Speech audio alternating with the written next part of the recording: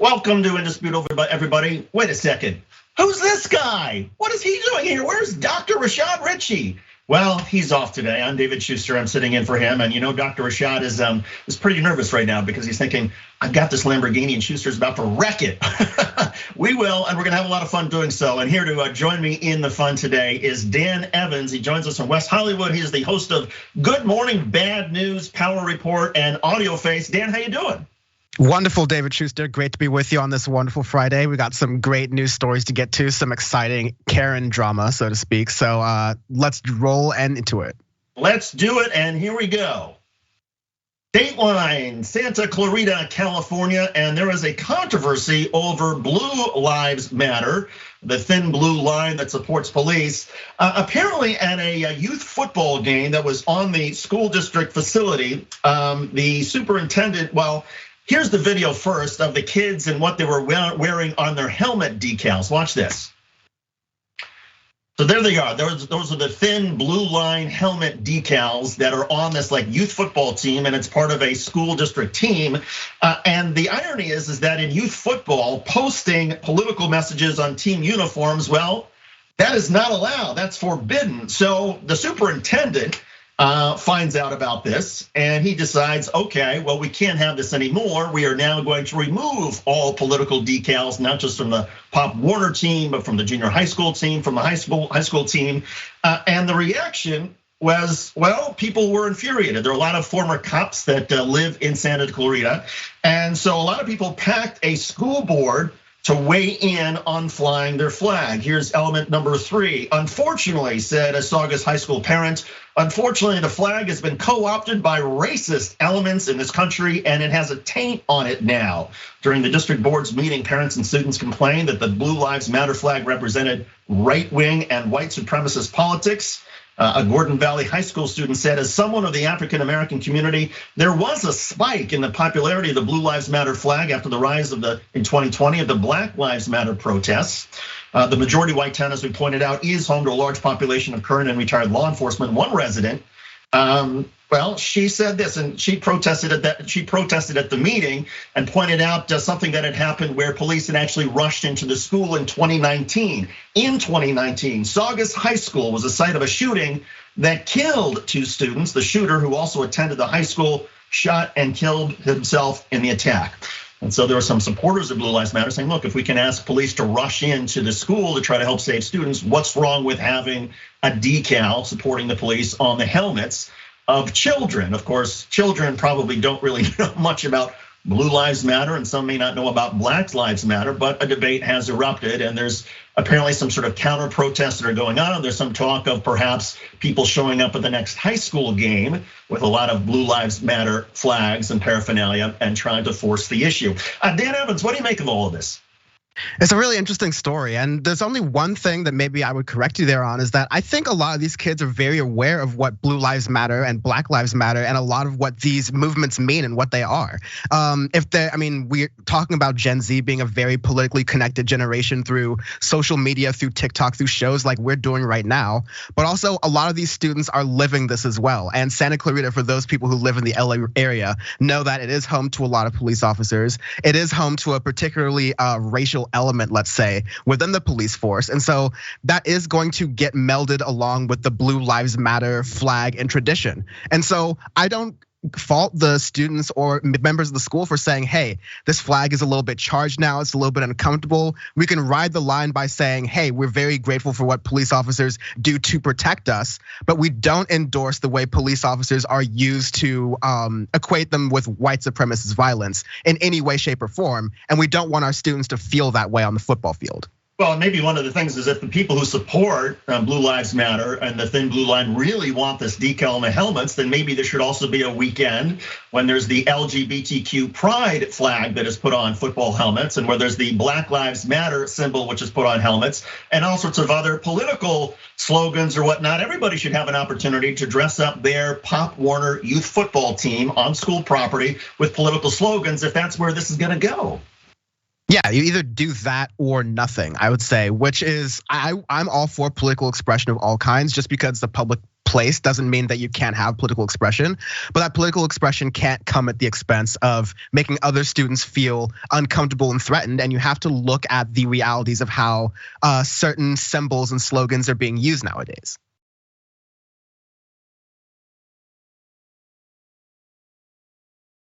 Let's move on and talk about another form of political expression. Newton, Iowa, which is a nice little town in the US Midwestern heartland.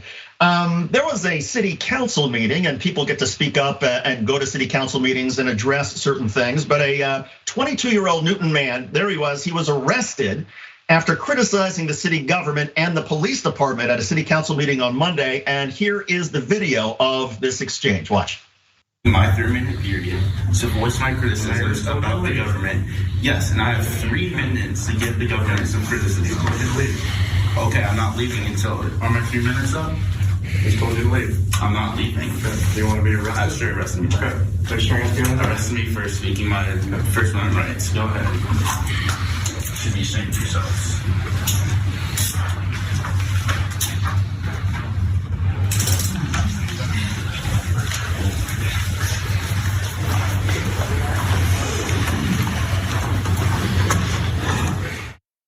Is named Noah Peterson. He was arrested for disorderly conduct and transported to the county jail. So why was he arrested? Well, Peterson called for the city to defund the Newton Police Department, saying it is a violent civil and human rights violating organization that does not make the community safer. He also claimed the department is pro-domestic abuse for employing a domestic abuser. At the time of the city council meeting, Newton Mayor Mike Hansen, he slammed the gavel and said that Peterson, who was bringing these issues up, was out of order. Despite Peterson's protest, Hansen called on the Newton police chief, Rob Burtis, to escort him from the council chambers inside City Hall. Hansen said Peterson was violating the rules of the city council meeting. Now, at every city council meeting, the mayor allows citizens to address the council on matters included in the consent agenda or a matter that is not on the regular agenda. When recognized by the mayor, each person is given 3 minutes to speak. However, Peterson had only spoken for a minute before the mayor cut him off. The mayor said his 3 minutes had ceased and that he violated the rules. The city requires comments or questions during the citizen participation phase they said they must be related to city policies or the provision of city services and shall not include derogatory statements or comments about any individual. Peterson's comments referenced a specific officer, but did not outwardly call the officer by name. Let's put up a picture of both the police chief and the mayor, and there they are. Again, this was a battle in which you had the mayor was sticking up for the police. Well, you had the mayor sticking up for the police chief. The mayor didn't want this activist to speak out and criticize the police department. So the mayor, I suppose, used his authority that he has at city council meetings to control the agenda and asked the police chief to go ahead and remove the man. A little bit of background on Peterson's claim of domestic violence. The comment in particular was referring to the specific officer, Officer Nathan Winter. He has a protective no contact order placed on him. The order was put in place because of a civil domestic abuse case with Winter's former girlfriend. However, the order has ended as an added stipulation agreed upon by the former girlfriend that allows Winters to conduct official police business. The order has since been extended and is still in place. But again, the activist never mentioned the police officer by name. He just started hinting at it, and that triggered the mayor, who then triggered the police chief. Dan, it does seem like look, we've got freedom of speech, but if a city council wants to define its own limits, is it fair to do so? I think if you see, especially since it's on video, I don't think it's fair to do so because it's a government entity and they have to defend that right because the federal constitution obviously trumps whatever kangaroo court the mayor's trying to do there. But especially it's important that all this stuff is on video and all of it's documented. Look, you have cranks in local civic council meetings saying whatever they want to, and oftentimes it's not true anyways. They have a right to say it. It's not held to the exact same standard of journalism or whatever. And of course you can still be held for libel or slander by saying certain things that are incorrect in a public place. The issue is this guy was correct. This guy was talking about things that are actually true about this officer who actually had these allegations against him and this civic domestic abuse case that was actually ongoing. So in this instance here, what the guy was saying was a fair point. It just made power uncomfortable. So when people are making these free speech arguments, be careful to pay attention to what argument they're making that on behalf of, because you will see very few of those free speech warriors who are usually making a muck about left-wingers on college campuses defending this guy, because this message is against the powerful and it's against the police. Well, the irony is that if the police and the powerful in Newton, Iowa did not want any of this to be mentioned, they did the absolute worst thing, because by kicking out this activist on video, and this has gone viral, and so now they're, instead of just people in Newton having a discussion about police and whether there's a domestic abuser and what should be done about it, now you've got literally hundreds of thousands of people across the United States. We're also talking about, oh yeah, the Newton Police Department in Iowa, they have a domestic abuser, and now they also have a mayor who doesn't like free speech, who's afraid to have anybody even talk about it at a city council meeting. And so to me, this looks far worse than if the mayor had just kept his mouth shut, let the 3 minutes expire, pretend as if the activist wasn't even there and moved on. That would have muted this, but instead he now has everybody talking about it. The old Streisand effect works every time.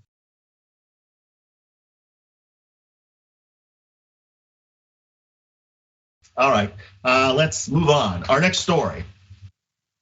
A lot of us think that there's a certain percentage of sheriff's deputies, law enforcement officers who are in fact psychopathic, who have some severe mental health issues. And now there is actually some data to support that coming from Alameda County, which is in California. It's a law enforcement office that has more than 1,000 officers.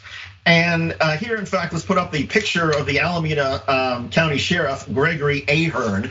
He decided to conduct a test essentially to evaluate the mental health of all of his employees. And here's what he found. The Alameda County Sheriff's Office in Northern California has stripped 47 deputies of their guns and arrest powers because they failed psychological exams. It was reported Monday. It was horrible to have to relieve the deputies of their the deputies of their duties. Sheriff spokesman Lieutenant Ray Kelly told KTVU TV the station obtained a copy of the letter notifying the deputies of their change of status last Friday. The deputies will still receive their pay and benefits.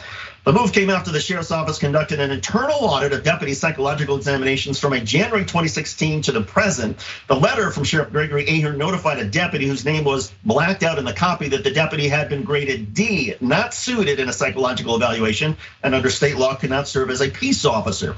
The letter said the sheriff's office had previously been operating under incorrect advice received several years ago from the California Commission on Peace Officer Standards and Training, which said it could hire candidates who received such a rating. Ahern said the deputy can be hired if a second examination declares them suitable, and the office intends to schedule an appointment for such an exam. The Associated Press reports our intention is to resolve this issue as quickly as possible, Ahern wrote. We also intend to have you return to fully duty status once you obtain a suitable finding. Kelly said he hoped the retest would occur in the next 2 months. The test will be conducted by a psychologist who does not work for the sheriff. Well, there's one more aspect to all of this, which is interesting, and that Kelly said the audit followed the arrest earlier this month of former deputy Devin Williams Jr., age 24. Williams is charged with fatally shooting a couple in their Dublin home on September 7th. Williams' mother, Anna Williams, told KTVU TV that her son had been in a romantic relationship with a woman, Maria Tran, and had believed she was unmarried. Sources say Williams gained entry into the Dublin home at just a little bit before midnight on September 7th and headed upstairs to the master bedroom where 42-year-old Maria Tran lived with her husband, Benson. What followed was a life or death struggle in which a 24-year-old deputy tumbled down a staircase before allegedly executing the couple with his service pistol. KTVU TV said 4 sources said Williams had failed his psychological exam, although Kelly previously said Williams, who was hired in September 2021, had passed all psychological tests. The Ella Baker Center for Human Rights in Oakland, a nonprofit that deals with race and criminal justice issues, accused the sheriff's deputy of previously turning a blind eye to the problem of unsuited deputies. This further highlights the egregious levels of dysfunction and corruption that have plagued the sheriff's office for years, the center's organizing director, Jose Bernal, said in a statement.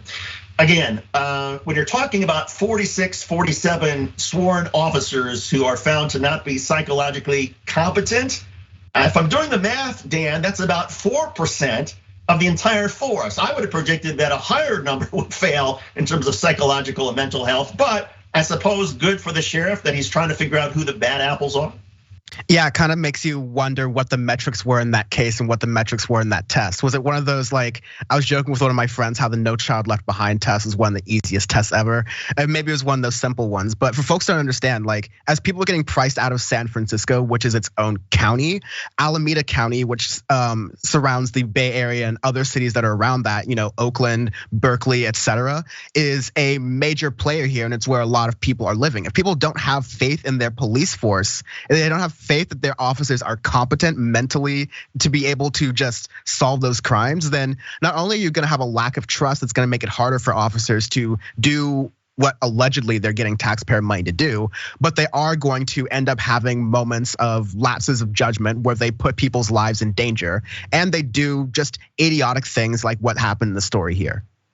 Well, and also what happened here, which is interesting, is on the one hand, the sheriff Ahern's getting some credit for actually doing this test, but on the other hand, he's not telling anybody if this one officer who executed this couple, if Deputy Devin Williams had actually passed or failed the test. And maybe there's some personnel or criminal issues related to that, but you would think, okay, well, let's determine it's not enough just to test people if you're not gonna use the test results to actually stop certain people. I mean, now he's stripping 47 officers from their guns and whatnot. But again, I mean, where was this effort to try to strip dangerous officers before Deputy Williams went crazy and shot this couple?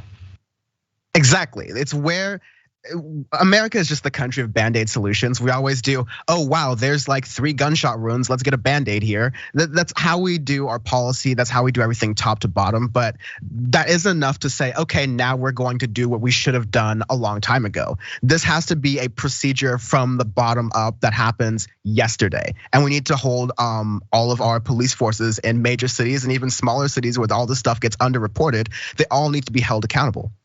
And I would say accountable not just for their mental health, but also for their knowledge of the Constitution. We do videos all the time on Rebel HQ where I do stuff where basically you have so many police officers out there, even the ones who are mentally stable, who just don't know the Constitution and think that if their feelings get hurt, if somebody disrespects them, well, then that gives them the right to go ahead and ask, okay, give me your ID. Where if somebody has not committed a crime or there's not reasonable articulable suspicion that somebody's committed a crime, citizens are under no obligation to give an officer an ID or answer their questions. A police officer can ask, and a lot of us who don't know our rights may just respond because we're gonna be polite, but every citizen has the right who has not committed a crime to say to an officer, I'm not gonna help you. I'm not gonna provide my ID. And if an officer doesn't like it, too bad. And oh, by the way, the courts have also ruled that if we wanna drive along and give an officer the finger or yell F you, that's protected speech. And an officer has to hold it together, keep his feelings in check and not react to it. But the problem is we have so many officers who I think are not in this because they wanna uphold constitutional rights. They're in it because they're on a power trip. They wanna dominate and control people. So anyway, final thoughts? No, I think you make a lot of good points there. It's all about control and having power over people. And we need to make sure that people like that who are in it for those reasons are as far away from the lethal weapons as possible. And there is a connection between people who would abuse lethal weapons, who have issues of narcissism and power, as Dan pointed out, and who get to that area of not being able to pass a psychological test. Anyway, a lot ahead here on Indisputable. Not with Dr. Rashad Richey, but David Shuster and Dan Evans. More after this. How does Dr. Richey say? Stand stick and don't stay. Go anywhere? No, stick and stay. More after this.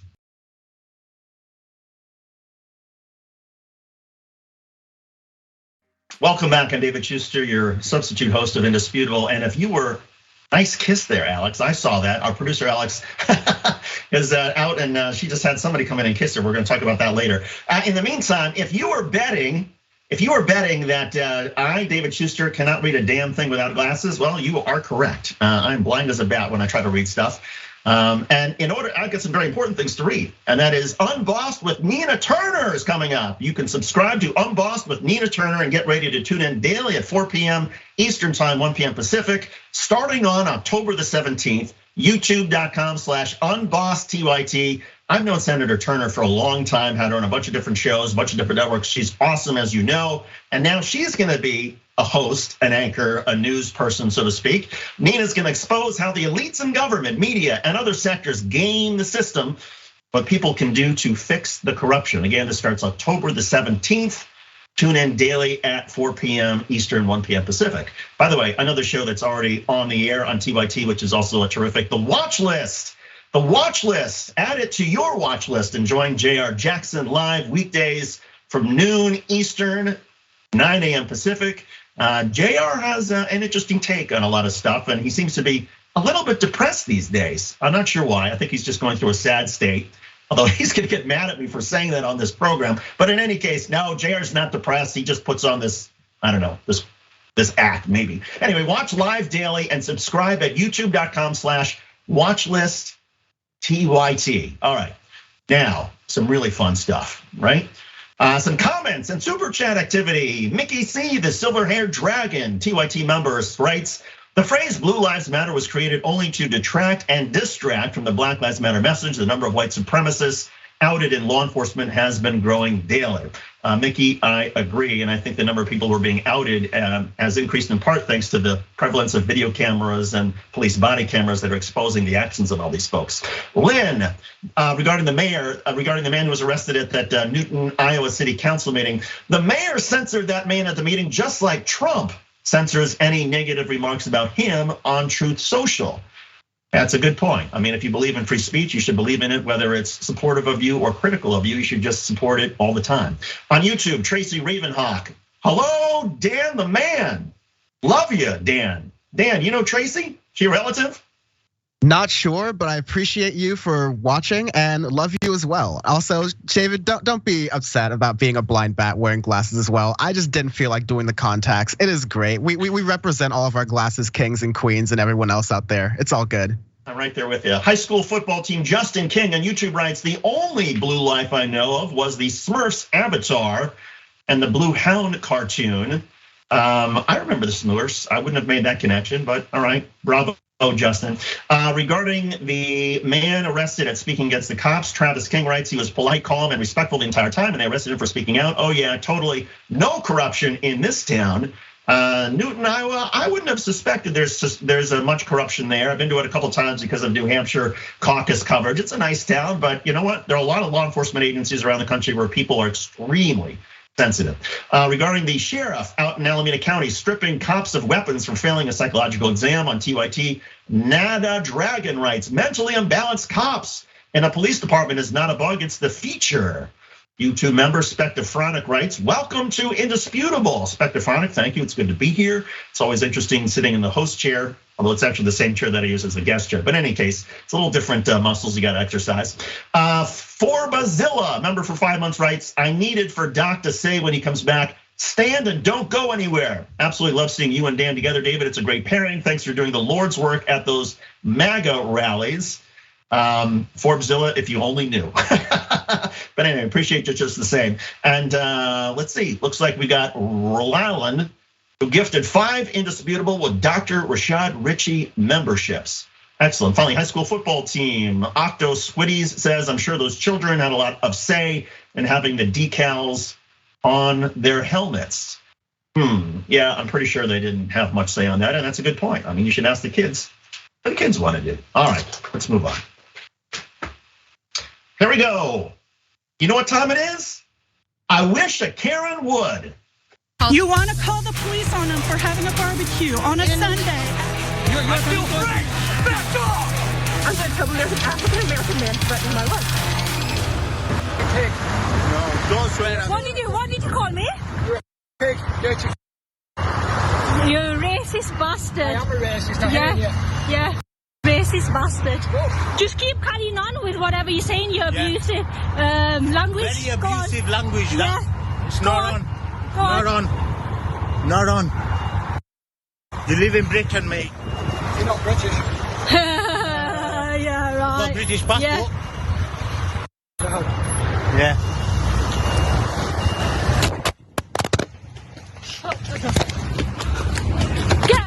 Get off him! Come on then.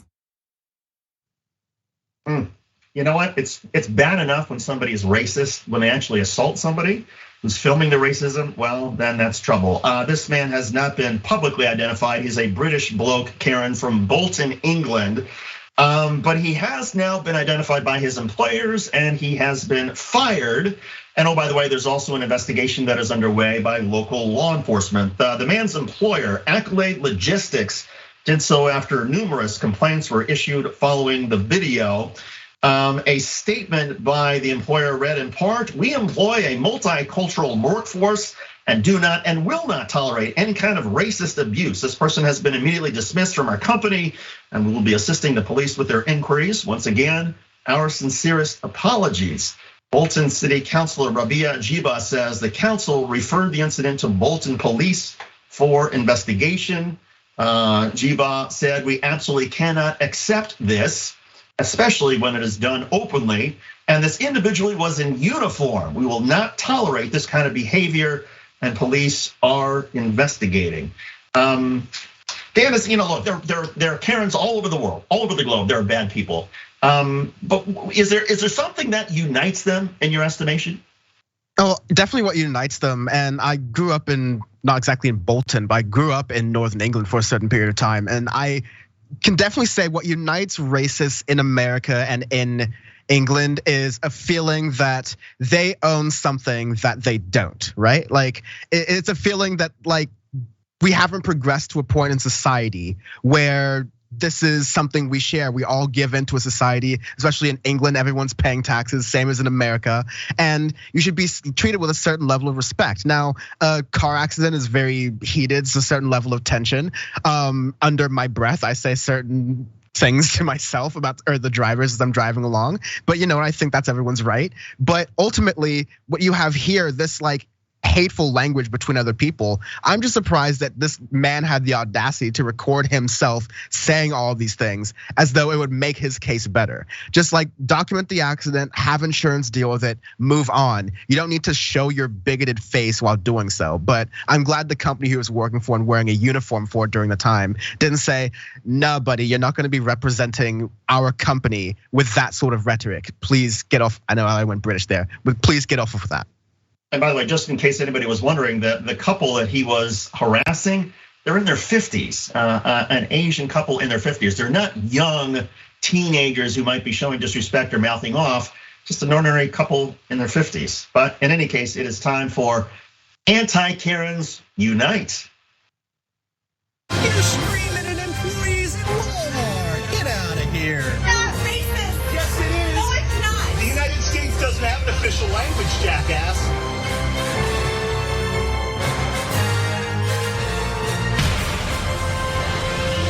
What's going on, boss? We're gonna go take care of a couple homeowners for heckling one of my salesmen, Dawson here. So we're just gonna go see what's up, see what's going on.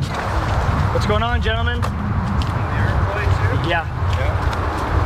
Record that. So you got a guy going door to door making rude comments to people? Okay, what was he saying? Well, just stuff. When you're told no, let's walk away and leave. Not make comments about. To my wife.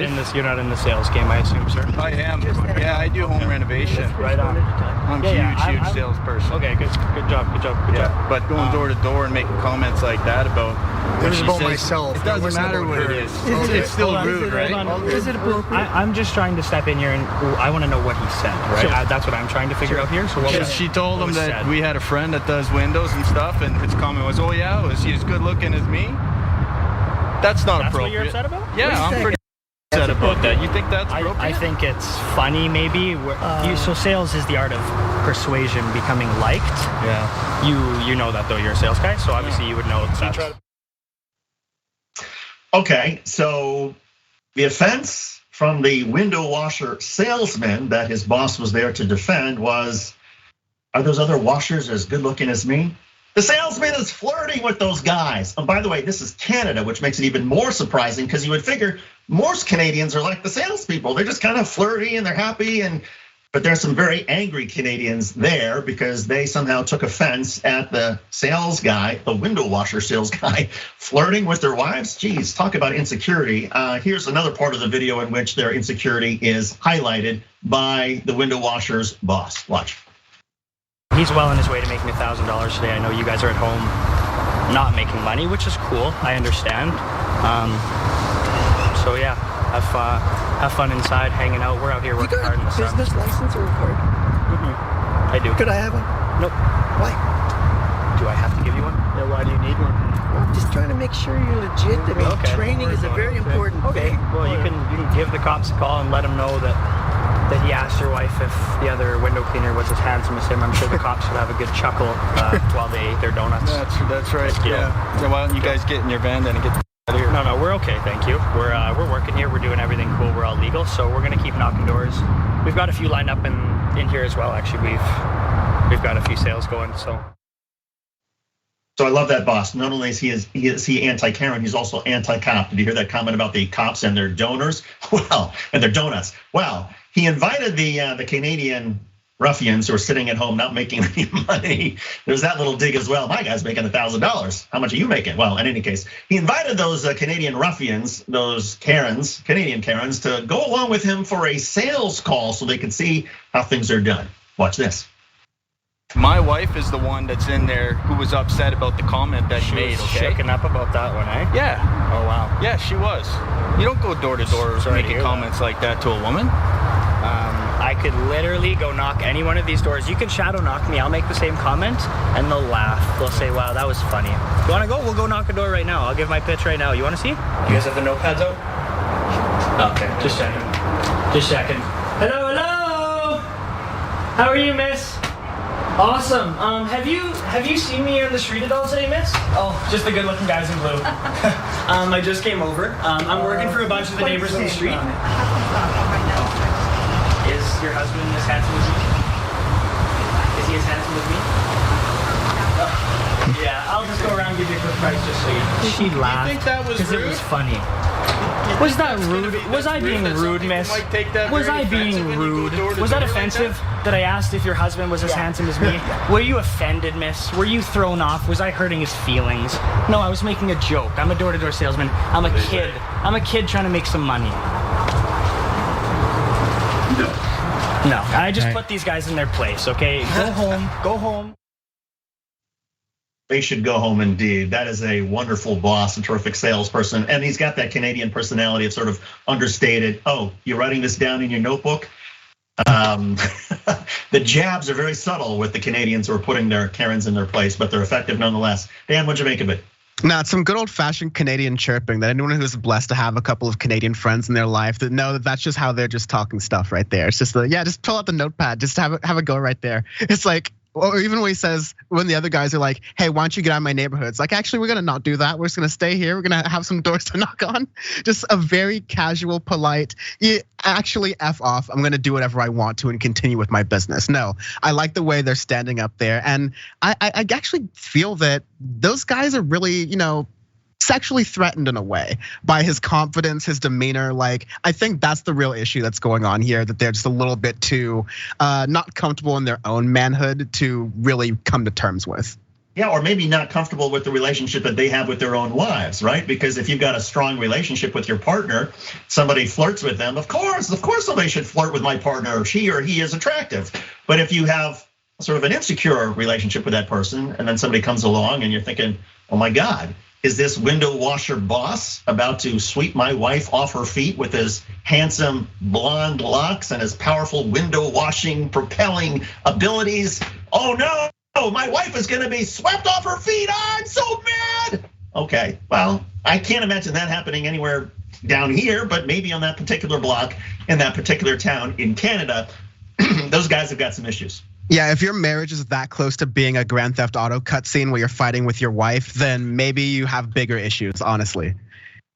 Yeah, and we all have issues, but especially in Canada, their issues are a little bit different. But look, it's always nice to try to decode and translate how things happen up there. If we could all be as subtle in sticking the shiv in, that would be a wonderful thing, because there's no aggressiveness there. You're just slicing and dicing. In any case, more with continue to stand and watch. Is that what we're saying? No, continue to sit and play along. No, stick and stay with Dr. Rashad Richey, who's not here, right after this.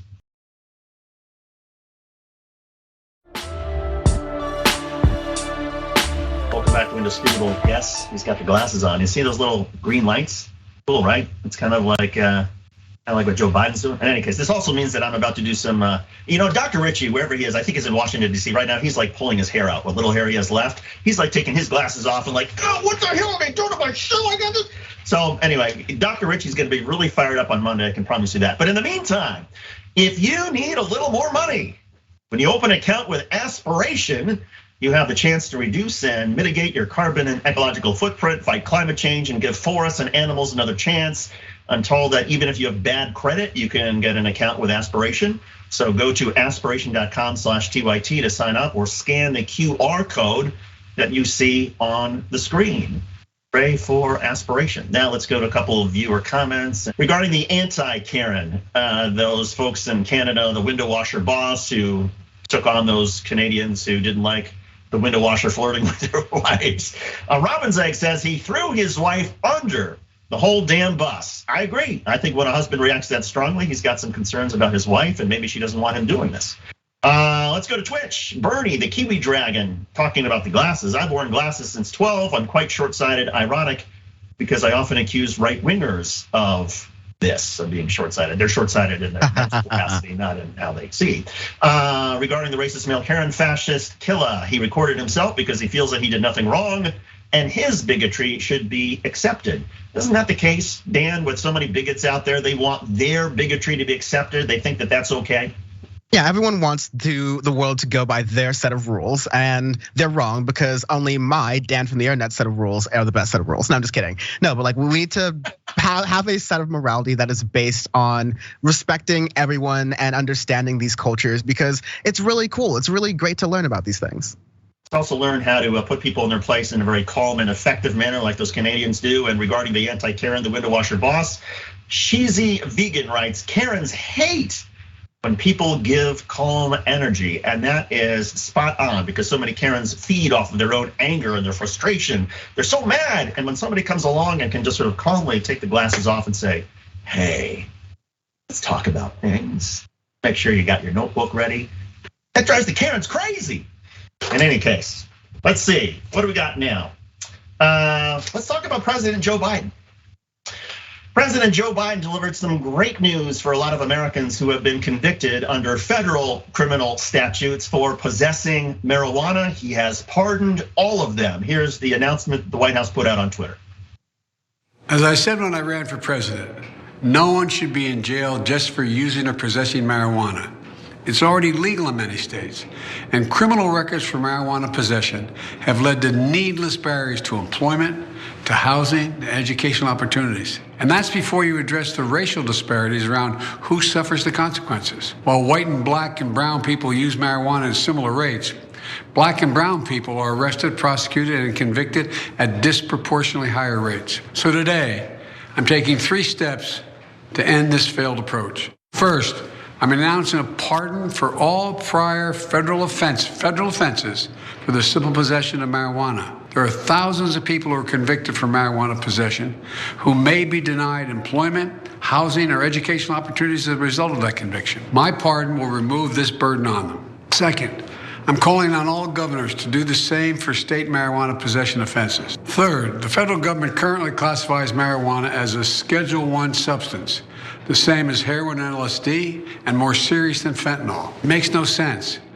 So I'm asking the Secretary of Health and Human Services and the Attorney General to initiate a process to review how marijuana is scheduled under federal law. Even as federal and local regulations of marijuana change, important limitations on trafficking, marketing, and underage sales should stay in place. Too many lives have been upended because of our failed approach to marijuana.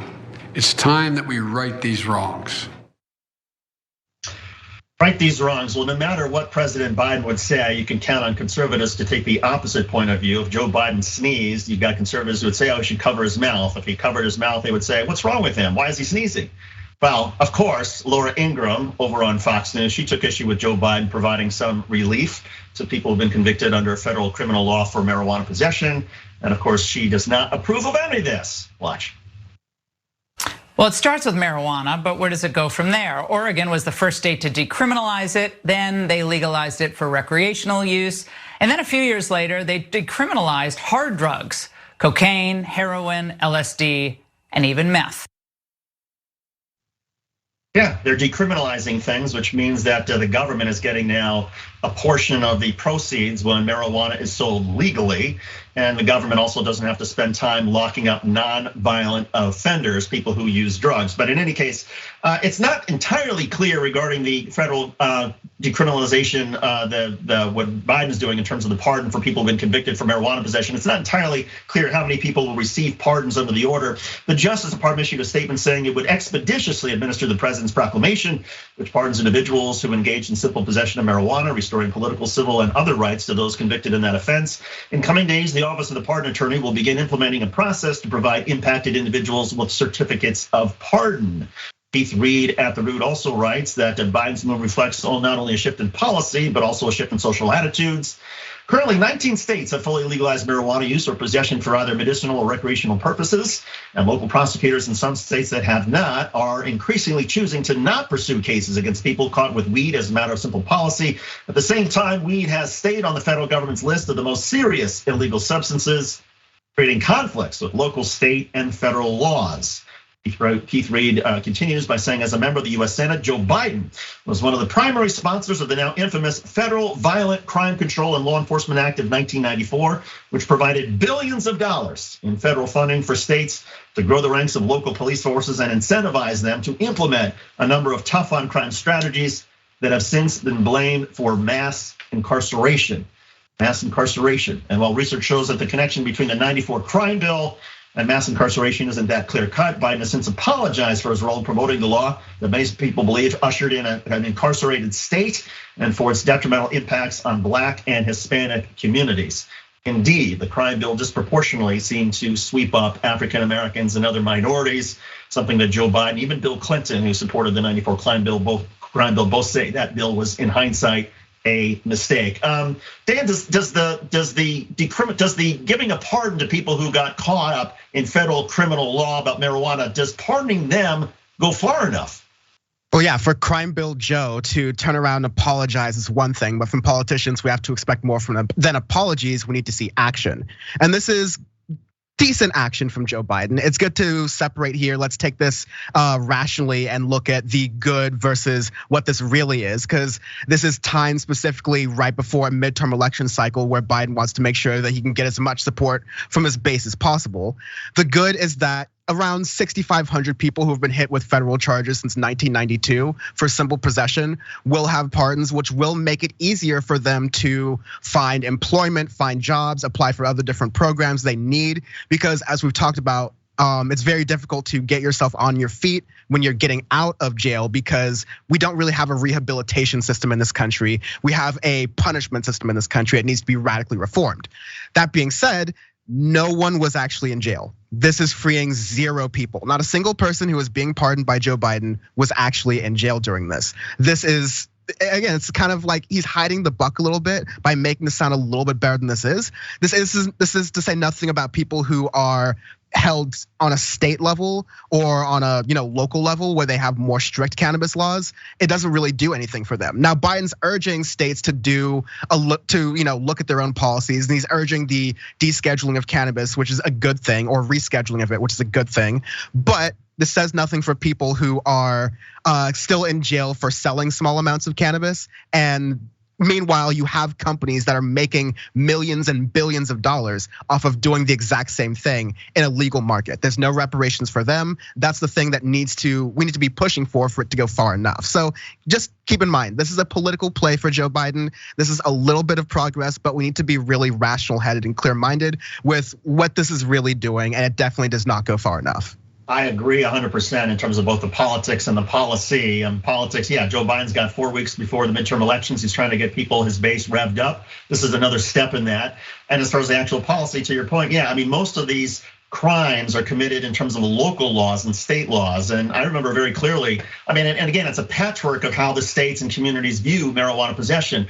Many years ago, when I was at the University of Michigan, the city of Ann Arbor had basically a $5 fine. It was like a little ticket if you were caught smoking hash or cannabis or weed or whatever. So every April 20th, all the students would gather in the Diag campus and just start smoking up and playing guitars and bongo drums, whatever. And the police would go around and they would write tickets. Here's your ticket, here's your ticket, here's your ticket, $5, $5. And we all celebrated this, that, okay, fine, $5. We loved it. Well, Yeah, but if you drove 30 miles outside of Ann Arbor to some of those other towns, you could get in a lot more trouble. That's where the patchwork sort of comes to play. And hopefully the message from President Biden is that we all need, in all of our communities and states, regardless of where we live, we need to focus on violent criminals and not the non-violent ones. In any case, let's move on. What in the red state hell? You can take a gun, shoot somebody in the face. It's not hard. Sometimes it might even be fun if they're a godless commie. Now, what they're trying to do is sneak the COVID vaccine in your salads. I hate math. Somebody say amen. Do you think this should be a Christian country? Oh, I do. We were founded on God, and Democrats are taking them away, taking them out of the school. How about reconciling separation of church and state, which we were founded on? I don't think that's right. I do not think that's right. They should have never did that. Why would you take something as beautiful as America that we founded God on? We founded America on God. Why would you try to destroy that and take it out of the schools and try to teach our children something that's what I mean about separation of church and state. It shouldn't be, though. We should be able to say in Jesus' name, and I don't care what religion you are, because if we unite and come together as all in one, they'll find the true God. A couple of things there. First of all, yes, if you are thinking Michael Schur must have done something terrible to have to go to the Trump rally, that's usually how it works. One of us misbehaves or we do something terrible and suddenly it's like, oh, Jenk's on the line and he wants you to go cover a Trump rally. Okay, I'll go do that. So Michael Schur did the one, he went to Michigan and he talked to those folks. Now he's not really in any trouble. And it's actually kind of interesting talking to people like this because their view of American history and the facts is just so different from reality.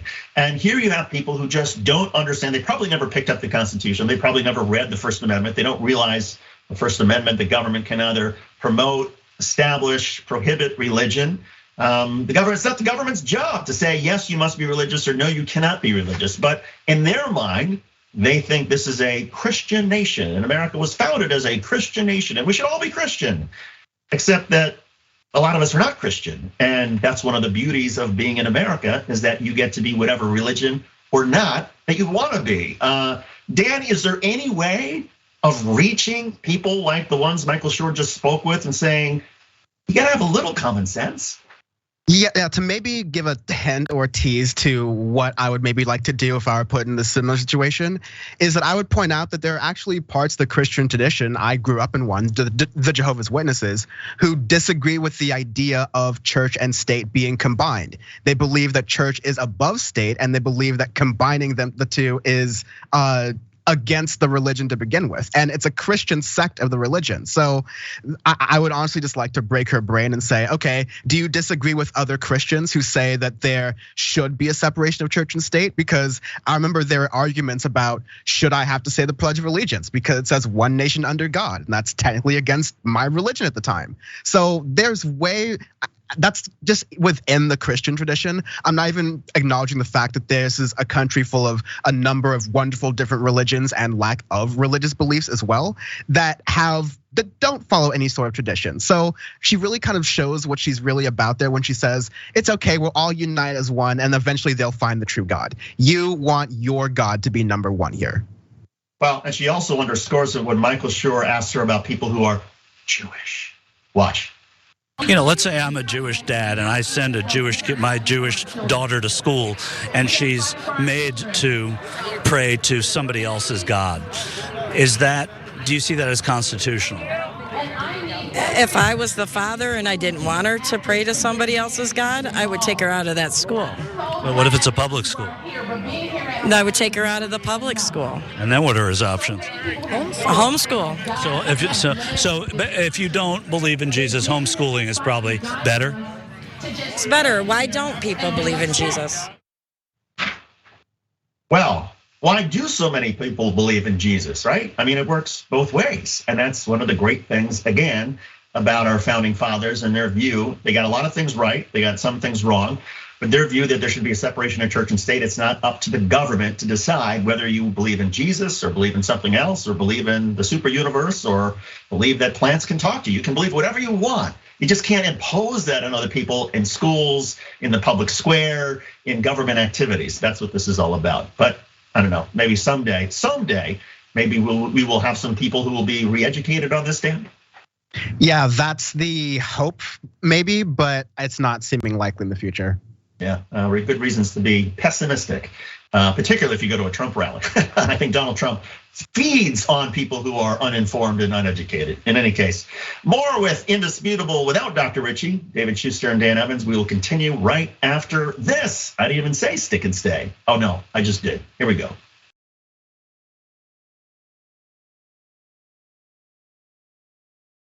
And welcome back to Indisputable. I'm David Shuster and for Dr. Rashad Richey. We like to brag about the fact that Dr. Richey's show and his team, this is the fastest growing show anywhere. And to prove it, Indisputable now has 503,000 subscribers on YouTube. And you think about it, Indisputable hasn't been on for that long. It is taking off, at least it was until today, but that's all right. Every now and then Dr. Rashad Richey needs a break, and you know what? You just have to have the replacements who are available, and sometimes that's just who it is. By the way, after this, after you're done watching Indisputable, coming up, Galaxy Brain. You know what Galaxy Brain is? Well, Ben Carollo's brain is out of this world, so make sure to join her today on Galaxy Brain as she talks through the important stories of the day. This is on Twitch, twitch.tv/TYT. That's after Indisputable ends at 4 p.m. Eastern, 1 p.m. Pacific. And another programming note, wonderful show, which is starting in just literally 10 days. Unbossed with Nina Turner.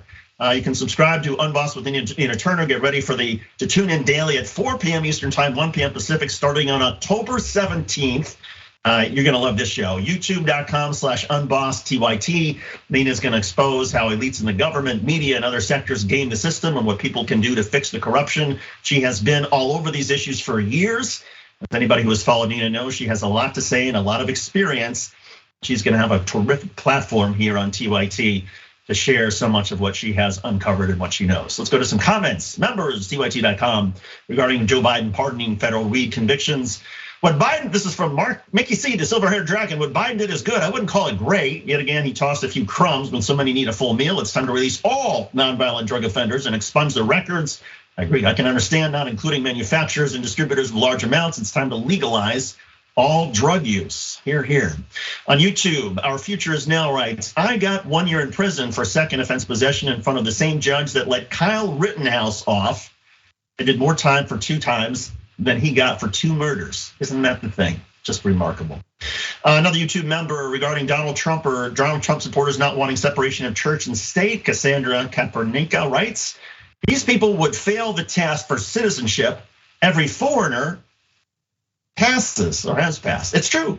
People who want to become a citizen, they have to pass a citizenship test. But maybe, I'm just throwing it out there. Maybe at a certain point we should require anybody who, needs to graduate high school or wants to be able to get through school, you have to pass basic citizenship requirements, certain knowledge that you need. I guess you're supposed to be learning stuff in schools, and clearly our schools are failing. Michael Hinson, a YouTube member, pledges $5. It is scary how many voters are uneducated and ignorant on history, ignorant on the Constitution, and just their own hypocrisy. In some ways, it is easier being somewhat small-minded. On Twitch, a lot of Trumpers who don't want separation of church and state. You've got Mike Boy Rap says they also don't want separation between church and Trump or their I see what you're doing here. I'm not gonna read it. Okay, I'll read it. Or their bodies in David's body. They don't want separation between, this is a reference. Folks, if you have not seen this video, and I share my foibles with everybody, I'm honest about what things that happened. I did the same thing Michael Schur did about a week and a half ago. He went to Michigan, I went to North Carolina. A couple Trump ladies in their 90s, no, in their 60s, they were having a grand time that day. They were, whatever they were drinking or doing, they were very happy, and they decided they wanted some reporter friendship, and they were very flirty. They didn't go that hands-on, so I wasn't that afraid, but it was an interesting experience. And there's actually a YouTube video that we put up on Rebel HQ on both Facebook and YouTube. Check it out, you can find our videos there. If nothing else, you will get a laugh, and you'll appreciate one of the new hazards that some of us face when we go in the field and we have to interview elderly Trump ladies who at one point may have been Motley Crue fanatics, who this is now their way of having fun. All right, let's move on. Let's talk about our next story. And for that, what are we doing here? Oh, did I tell you that I'm reporting from our Connecticut Bureau of Indisputable? We actually do have a Connecticut Bureau for Indisputable. And here we have a Connecticut update on a story that Dr. Richey has done before. Down in New Haven, which is not too far from where I am right now, there's been an update involving a case of a black man who was in the back of a police van. The police stopped short. The man was not strapped down. He got jostled, hit his head against the wall, and the police grabbed him when they got to the station and lifted him by his arms and felt like he wasn't being cooperative. Well, he had actually been paralyzed. That man is now suing. He and his family are suing the New Haven Police Department for $100 million. Here's a reminder, here's a video update. In Connecticut, that guy in the back of the police van just broke his spine. The officer did not strap him in, drove faster than the speed limit, and then slammed on the brakes.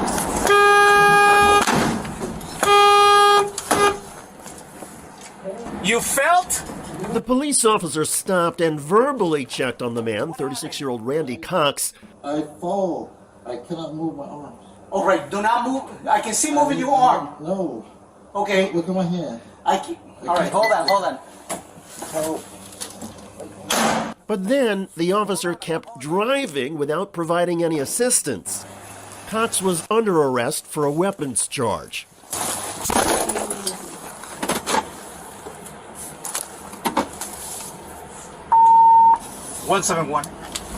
A few minutes later at the New Haven Detention Center, officers refused to believe Cox when he said he could not move. Come on or we're going to pull you out. Slide down, my man. Oh, geez. Yo, slide down so you can get out of here.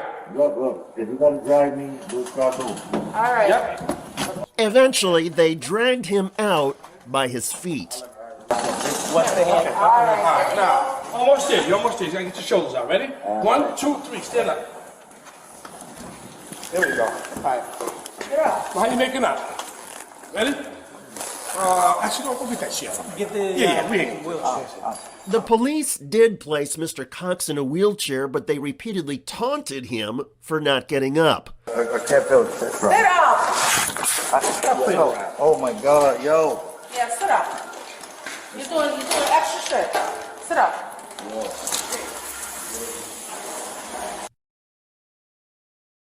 Just moving him around like he's some sort of rag doll who's not to be believed. Amazing, tough to watch. Well, Randy Cox's lawyers have now filed a civil lawsuit in federal court against the city and 5 New Haven police officers, seeking $100 million in damages for the cops' alleged violations of the paralyzed 38-year-old's New Havener's constitutional rights. Oscar Diaz, Ronald Presley, Jocelyn Elvander, and Louis Rivera and Sergeant Betsy Segui of violating Cox's 4th and 14th Amendment constitutional rights for their roles in an incident that led to Cox suffering severe injuries to the neck spine while in police custody on June 19th. The lawsuit, according to Thomas Breen from the New Haven Independent, also accuses these officers of recklessness, negligence, and excessive force, claims that the city should be held liable for the officers' actions and for not ensuring Cox's safety after his arrest. Cox, meanwhile, remains paralyzed from the chest down and is now back in the hospital because of injuries he sustained during this incident. Meanwhile, as for those police officers, they remain on paid administrative leave as the state's attorney's office considers whether or not to arrest and prosecute the officers. In the wake of the incident, the city has also upgraded its transportation policies and department-wide training on active bystandership and de-escalation in hopes of avoiding a similar future incident. In other words, now they're actually gonna make sure that people who are in a police vehicle are actually strapped, wearing a seatbelt, so in case a police officer jams on the brakes, the person doesn't smash their head on the wall. What a great idea. And oh, by the way, the city of New Haven, did we mention? They're still paying these police officers. That's what administrative leave means. They still collect their paychecks, even though they paralyzed this man. Remarkable. Dan, your thoughts? Yeah, talk about costing the city money, but like, it's not only, next time we're gonna strap the kid in. It's like, we're also going to do this active bystander training. So we're going to train cops to, hey, when you see one of your own behaving badly, you should be an active bystander and intervene so that whoever you have in your custody or whoever you're supposedly protecting and serving is being protected, is at least has some of their human rights taken care of. that should have been the whole point to begin with. That's the thing that makes this whole story so disgusting. And I hope that all the family, everyone involved, gets every cent that they deserve out of this case, because this man is going to be, horribly paralyzed for the rest of his life because of cop negligence. And also not only the cop negligence, but also the one cop, the driver of the van, at no point when they were at the police station did he say to the other police officers, hey, maybe he does have an injury because I stopped short. The cop never came clean and said that he jammed on his brakes and this man went flying. All he said is that, well, this man was sort of flopping around and fighting us. No, he wasn't. The man was compliant. He was initially arrested on a gun charge. He was willingly handcuffed. He willingly got in the back of the policeman. It was when the police officer jammed on the brakes that he went flying against the wall. If the police officer had told his buddies at the police station, this guy's in some trouble because we had to stop, maybe then those other officers wouldn't have picked him up and throwing them around, which is the worst thing you can do. If somebody has a spine or neck injury, moving them, that will cause even more damage. Shame on the New Haven Police Department. I agree with Dan Evans. I hope this guy's family, Mr. Cox, I hope they collect $100 million and then some. Nothing can replace the value of this man's independence, which he has now lost, and the burden that he is now on his family. His family has to take him around to do everything with him. That is unbelievable. Yeah, really last thing here. We're recording this in a week where a certain celebrity made a lot of hay for wearing a shirt that said White Lives Matter on it. And then the entire right-wing media said, hey, why is this a controversial statement? No, Black Lives Matter shouldn't be a controversial statement, but it's controversial to these same right-wing media figures, because when you have situations like this, where a person is treated like a ragdoll, they're treated less than a human being, you need to assert that Black lives do matter. Because I have a really hard time believing that that cop treats a white man in a similar situation in that same way.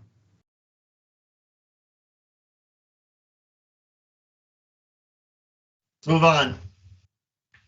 We know that in New Jersey, we know this man doesn't like black people very much. Why? Because, well, there was a black Amazon driver that was in his neighborhood in the town of Lacey, New Jersey. And that guy, John Vincentini, age 62, well, he has admitted that he harassed, that he yelled at the person for being in a wrong neighborhood. Let's go to graphic number 2. Vincentini followed the delivery driver with his car into a cul-de-sac where the driver was making deliveries. He parked his car to block the delivery vehicle and confronted the driver. Vincentini asked the driver why he was in his neighborhood, further asking if he understood that it was a racist neighborhood. Then asked the driver if he wanted Vincentini to head back to his car, get his rifle, and shoot the driver in the head. The Amazon driver drove away and contacted Lacey police. Now, Mr. Vincentini, age 62, is being charged with bias, intimidation, and terroristic threats. Some of these, I'm just like, some of these are sort of shocking in a way, Dan, because I get there are racist people out there. There are people out there who have mental health issues. There are people who are really angry. There are people who want to blame immigrants, Jews, whatever it is, for all of their problems. But to go up to an Amazon delivery driver and to engage with that driver and say, do you want me to go get a gun and shoot you in the head? I mean, that goes beyond just pure hatred. That gets into evil stuff. Yeah, I mean, maybe just because of dealing with similar things in my life, I sort of take it to its cartoonish example. This guy shouldn't be mad at the Amazon delivery worker.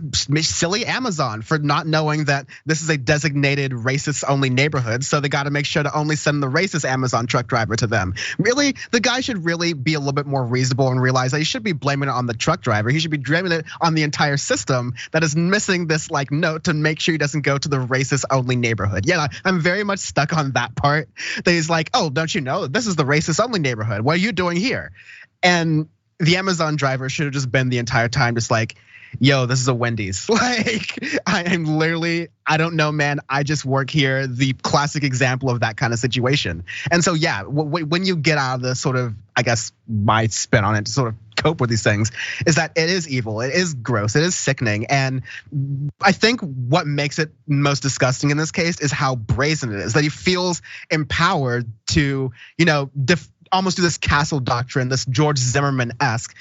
I've elected myself to be the neighborhood watch, and I've decided who is and who isn't suspicious based on my own prejudices. This is just way more wearing it on his sleeve and mask completely off, or maybe a different kind of mask completely on.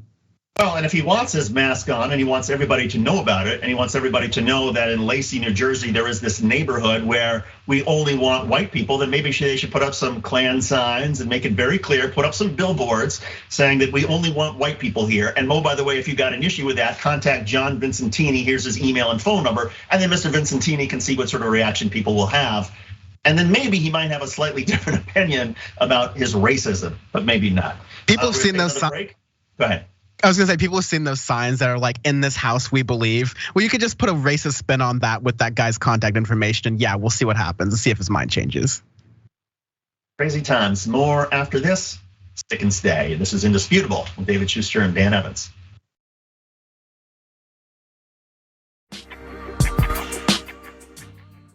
A lot of folks say that when you're around a crowd of other like-minded racists or people who are misogynist or biased, sometimes things can get out of hand. Well, this actually happened in Madrid, Spain, with people who were in a dormitory at a university in Madrid, and they started harassing through their windows women who were in another dormitory literally across the alley. Watch this.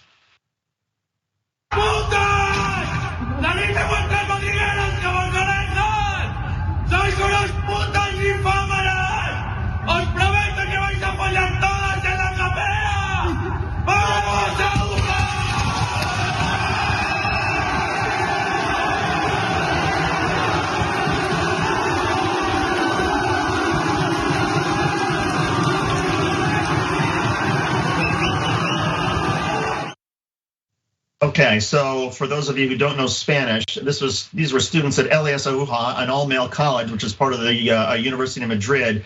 They staged this display from the windows on Sunday, shouting, "Whores, come out of your burrows like rabbits, you are F, nymphomaniacs. I promised you all F in the bullfight, go Aguja." The students then proceed to appear across different windows across the building en masse, facing Santa Monica, the women's accommodation nearby, and they continue yelling. Spain, because Spain has outlawed catcalling in an attempt to protect women's sexual rights this past May, these males, these boys, are now facing some pretty big repercussions. Spain's laws against rape and sexual assault have been the subject of fierce protest by feminist groups in recent years. After a long campaign, the law was changed to yes means yes rule, whereby staying silent during a rape could never be seen as consent after a string of high-profile cases where attackers got off with light sentences. But again, in response to that, there is this new effort to try to make sure that people also don't intimidate and yell things to intimidate and harass women. But this again wasn't just a few people. This was an entire male dorm of more than 100 students who clearly had organized and practiced and figured out, okay, how can we all join together and make this harassment particularly intimidating for the women's dorm, and how can we do something that will get everybody's attention? And then somebody else said, oh yeah, maybe it should be videotaped so we can show everybody how coordinated we are. What a bunch of idiots. Never mind the fact that they're misogynistic, and every culture has them. But Dan, I mean, what does a university do with something like this?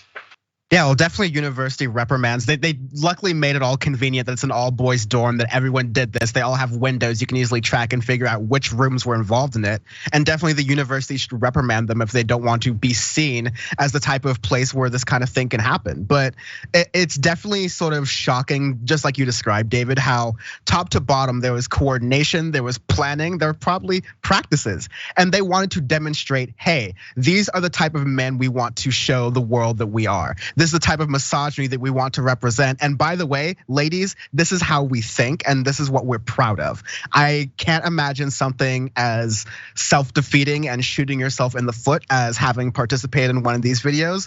But thankfully it wasn't one of those new like iPhone Pro super zoom lenses, so you can't see any faces. So maybe some people will be able to say, oh, I was actually getting pizza at that time, so I actually wasn't involved in that. I disagree with the whole thing, so I made an excuse. But it's absolutely disgusting behavior. It is disgusting, and thankfully the Prime Minister of Spain is showing some leadership on this. Pedro Sanchez has called on all politicians and media outlets, saying that we need to give a united and common message of rejection of these machista behaviors, which are unexplainable, unjustifiable, and absolutely repugnant.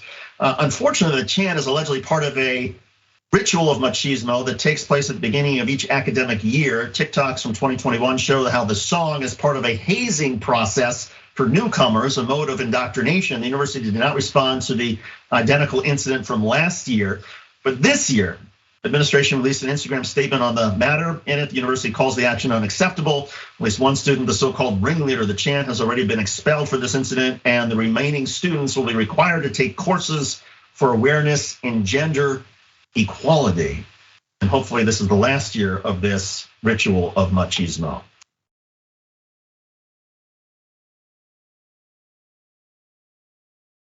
This is a horrible story we're about to talk about next. A motorist fatally struck a 6-year-old with his truck in Houston, Texas. That is the motorist, Pedro Alberto Hernandez, 52, charged with murder and DWI for the October 1st accident over the death of 6-year-old Darian Lewis. Hernandez was serving probation for a 2020 DWI conviction, was required to have a breathalyzer on his vehicle ignition report show.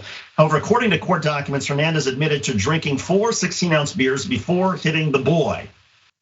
Dana Hubbard, Darian's grandfather, was present at the scene. Hubbard describes his grandson as a respectable little guy, little boy with autism who loved to play with stuffed animals. He was just learning more words and was very affectionate.